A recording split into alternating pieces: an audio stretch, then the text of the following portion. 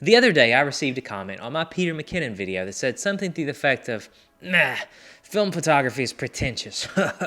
And obviously that thrust me into an existential crisis. Okay, maybe that's a hair dramatic, but was Sephiroth XXX69 right? So what exactly does it mean to be pretentious? And a quick look at the dictionary defines it as making usually unjustified or excessive claims as a value or standing, expressive or affected, unwarranted or exaggerated importance, worth, or stature. The word pretentious relates to the word pretend, and at least given that definition, I don't really think that's an appropriate way to criticize somebody who's wanting to shoot film.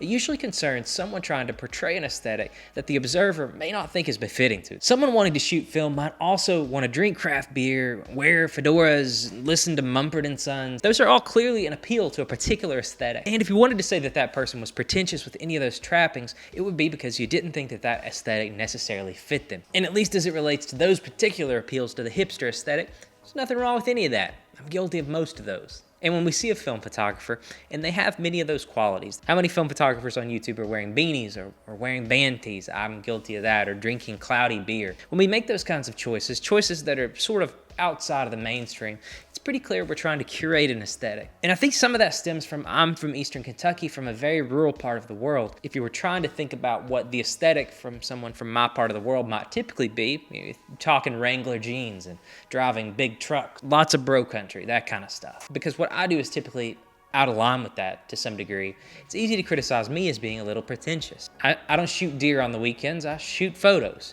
Not that there's anything wrong with that either. And when someone's described as being pretentious, it's usually meant as a pejorative. It's usually a put down. The word is typically loaded with fear, resentment, and self-admiration. It's a call out. It's simply calling somebody fake or being disingenuous. When you call someone pretentious, you're essentially highlighting the fact that you can detect that there's some less than genuine way that they are presenting themselves to the world. By levying this criticism, you're basically stating that you can see through their facade and you can detect the falsehoods in the way that they're presenting themselves. And as Dan Fox says in his book, Pretentiousness and Why It Matters, calling someone pretentious is an informal tool of class surveillance, a stick in which to beat someone for putting on airs and graces. Look at Tyler with his fedora and his French press. He's so pretentious. So you're doing two things here. Not only are you calling someone out for not being genuine, but also highlighting the fact that you are clever enough to detect it. People love to do this, and it makes them feel better about themselves. So as someone who engages in one of the most hipster, backwards-looking hobbies on the internet, film photography, is film photography pretentious? I think the answer is most definitely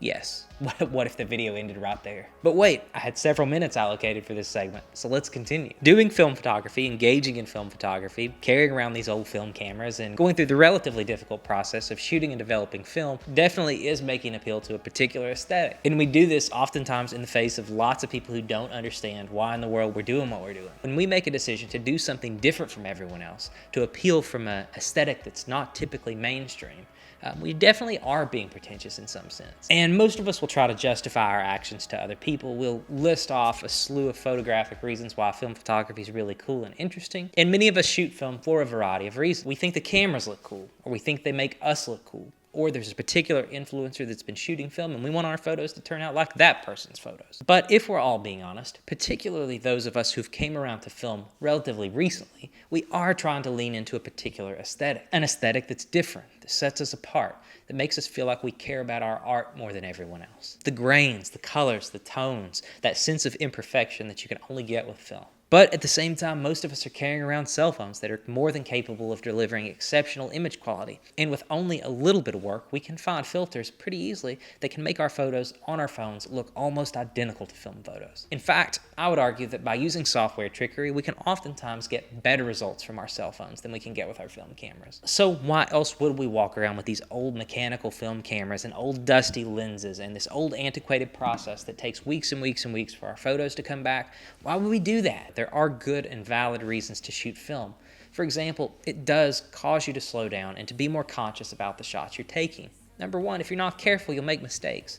But number two, shooting film is rather expensive. When you go out with a roll of film, you don't have infinite photos. You have 36 or 12 or 16, depending on what your roll allows for. So there are good and valid lessons to learn from shooting film, but most of us learn those lessons rather quickly. It certainly doesn't take years and years and years of shooting film to figure some of that stuff out. Eventually, photography just boils down to, can I compose and take a great photo?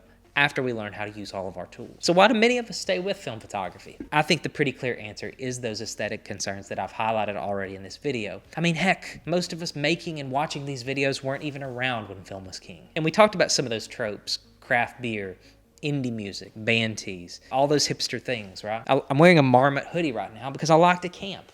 50% of the time I'm wearing a Fleet Foxes t-shirt because I like indie music, and after I finish up this video, I'm probably gonna go have an IPA. Guilty as charged for most of this stuff. But now we're getting to the main point of this video, why that I decided to make the video in the first place, and it's that pretentiousness can actually be a good thing. And let me tell you how. So in this video, I've listed off a lot of qualities that we associate with the aesthetic that film photographers are typically trying to portray. So the first point I would make is, what's wrong with any of that? Referring back to that book that I mentioned at the start of the video, Pretentiousness and Why It Matters, Dan Fox would argue, not much. Dan Fox argues that all art is pretentious, and in that way, film photography is too.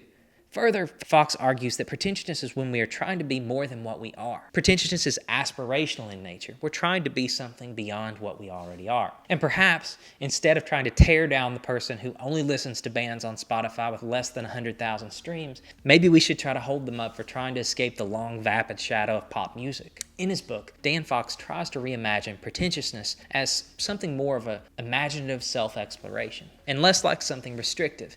And I mean, that's what most of us are doing, right?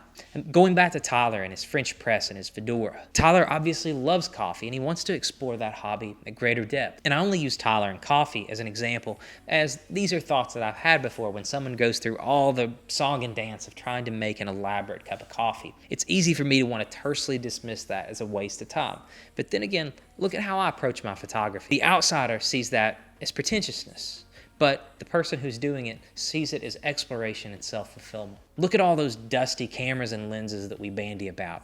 Probably looks silly to most folks. How many of you have had to explain to someone, why are you shooting that old camera? Why are you doing that? And deep inside, we know. It's about exploration. It's about furthering our understanding and the depth of our enjoyment with photography. In a world where everyone's cell phone has a 1,000-megapixel sensor, it's definitely a choice to walk around with a dusty old Rolleiflex. Each image handcrafted in silence, only to be returned a few weeks later. When we shoot film, we're making a statement about our photography, that we're serious about it, and that we're interested in it. Sometimes the statement that we're trying to make is appropriate, and sometimes it's merely aspirational.